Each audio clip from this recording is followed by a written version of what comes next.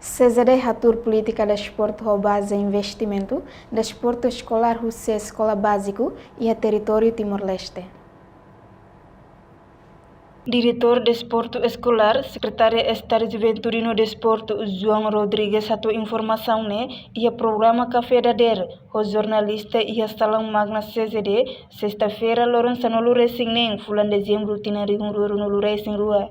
João Rodrigues Hatetem, Desporto Escolar tuir política CZD, se implementa e a base, lilo implementa a escola ensino básico Sira e a território Timor-Larantomac. Também precisa formar a Associação de Desporto Escolar, a tubele implementa jogo e a nível escola. Depois Mananaim continua a competir a nível posto administrativo, continua a nível município, retan seleção, continua a competir a nível nacional. Nacional a nível município, vamos ser a seleção que participa e também dentro do sistema de vida para o desporto escolar. O desporto escolar, claro, para precisamos de recursos humanos.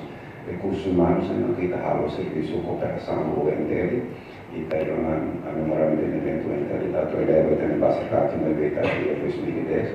Agora eleva também e também base para ver se o curso de educação física para levar na escola. Na casa seguida, obrigada a Cuba e fala uma casa se a Laos de Tano e de UNTL, onde tem professores no acompanho da Federação Sira, e se vamos falar de atividade a nível comunitário. Por exemplo, a Percora, se usa muito o paro que se a pública de Federação a atividades para Liga para recurso, tuir dados nebe CZD e haturo, mestre de esporte menos, também CZD coopera com a Universidade Nacional Timor-Leste, a tubeleba e a escola Sirane, Liga Matéria de Esporte Niang. Além de CZD mos halo cooperação com a nação parceiro Cuba, nebe seme ajuda Hanorin e a escola Sira e a território Timor-Leste.